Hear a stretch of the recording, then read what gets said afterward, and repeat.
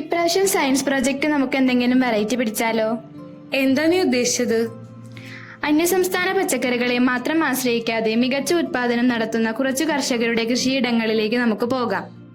Open precision farming അഥവാ കൃത്യത കൃഷി ചെയ്യുന്ന കൈപ്പറമ്പിലെ ബിജു എന്ന കർഷകന്റെ കൃഷി രീതികളെ നമുക്ക് പരിചയപ്പെടാം. വെള്ളവും വളവും കൃത്യമായി നൽകി ഹൈബ്രിഡ് വിത്തുകൾ ഉപയോഗിച്ച് കീടങ്ങളെ നിയന്ത്രിച്ച് അത്യുത്പാദന ശേഷിയുള്ള പച്ചക്കറികളെ കുറഞ്ഞ സ്ഥലത്ത് വിളയിച്ചെടുക്കുന്ന രീതിയാണ് പ്രിസിഷൻ ഫാമിംഗ്. മഴക്കാലത്തിനു ശേഷം നവംബർ മാസത്തിലാണ് ഈ കർഷകൻ കൃഷി ആരംഭിക്കുന്നത്.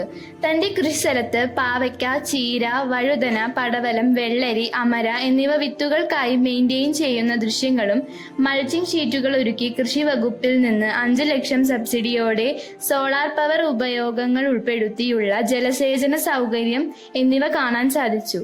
Kerala agriculture university, regional agriculture technology training centre Vyttila എന്നിവിടങ്ങളിൽ നിന്ന് ട്രെയിനിംഗ് ലഭിച്ച ബിജു എന്ന കർഷകൻ പ്രിസിഷൻ ഫാമിംഗ് വിവിധ കർഷകർക്ക് ചെയ്തു കൊടുക്കുന്നതിന്റെ ദൃശ്യങ്ങളും എടുക്കാൻ സാധിച്ചു.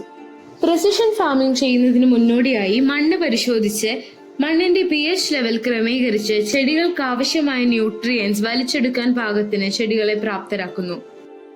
കൃത്യമായ അളവിൽ ന്യൂട്രിയൻസിനെ പ്രദാനം ചെയ്യുന്ന integrated nutrient management, crop management, crop rotation, ജൈവ അടിവള പ്രയോഗം, ക്ലൈമറ്റ് റെസിലിയന്റ് ഹൈബ്രിഡ് വിത്തുകളുടെ ഉപയോഗം, ജൈവ കീട നിയന്ത്രണം എന്നിവ ചെയ്യുന്നതിലൂടെ മികച്ച ഉൽപാദനം സാധ്യമാക്കാൻ സാധിക്കുന്നു എന്നതാണ് ഈ കർഷകന്റെ വിജയതന്ത്രം.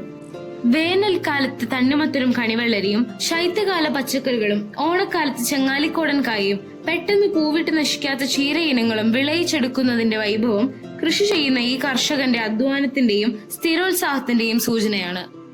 2 പശുക്കളെയും കോഴിയെയും താറാവിനെയും വളർത്തുന്ന ബിജുചേട്ടന്റെ വീട്ടിൽ ട്രൈക്കോഡർമ സമ്പുഷ്ടീകരിച്ച ചാണകവും ഗോമൂത്രവും ജൈവ കീട നിയന്ത്രണത്തിന് ഉപയോഗിക്കുന്നു.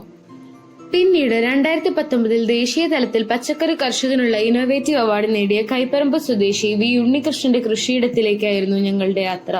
1 വർഷം കൊണ്ട് 40 ടൺ ജൈവ പച്ചക്കറികൾ വരെ ഉൽപ്പാദിപ്പിക്കുന്നത് എങ്ങനെയാണെന്ന് ചോദിച്ചാൽ തന്റെ കൃത്യതാ കൃഷിയെക്കുറിച്ച് ഒറ്റ വാചകത്തിൽ കൃത്യമായ ഉത്തരം പറയും ഉണ്ണികൃഷ്ണൻ ചേട്ടൻ.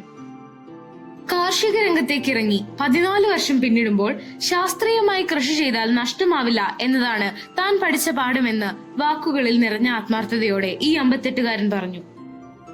വരമ്പുകൾക്കിടയിൽ നീളത്തിൽ വല കെട്ടി പയറും കൈപ്പയ്ക്കയുമെല്ലാം പടർത്തുന്ന വെർട്ടിക്കൽ കൃഷിരീതിയാണ് മറ്റൊരു പരീക്ഷണം.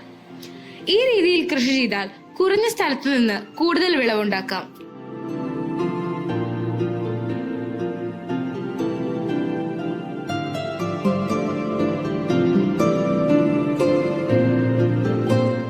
ചൊവ്വന്നൂർ പഞ്ചായത്തിലെ പീറ്റർ ലിയോൺ എന്ന കർഷകന്റെ കൃഷിരീതികളെ പരിചയപ്പെടുന്നതായിരുന്നു അടുത്ത യാത്ര.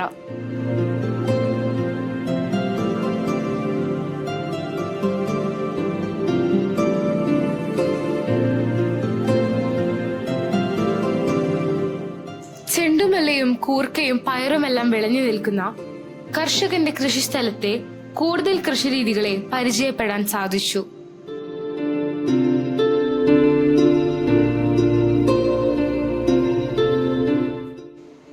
ബ്ലോക്ക് പഞ്ചായത്തിലെ assistant director of agriculture Pratheesh സാറിൽ നിന്നും സർക്കാർ തലത്തിൽ കർഷകർക്ക് നൽകുന്ന സബ്സിഡികളെ കുറിച്ചും മറ്റ് ഇൻഷുറൻസ് പോളിസികളെ പറ്റിയും മനസ്സിലാക്കാൻ സാധിച്ചു.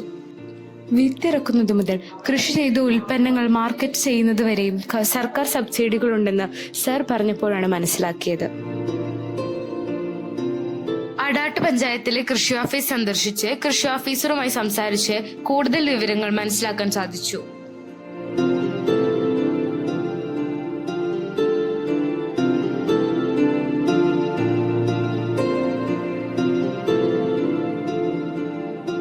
കാർഷിക മേഖലയിലെ ശാസ്ത്ര സാങ്കേതിക വിദ്യകളും കർഷകരുടെ അനുഭവ സമ്പത്തും ഒത്തിണങ്ങിയ വഴിത്താരകളിലൂടെയുള്ള യാത്രക്കിടയിലെ അറിവുകൾ ഒപ്പിയെടുത്ത് വിശകലനം ചെയ്ത് അക്ഷരത്താളുകളിലാക്കിയപ്പോൾ നിങ്ങൾ തെല്ലുന്ന സംതൃപ്തരായി.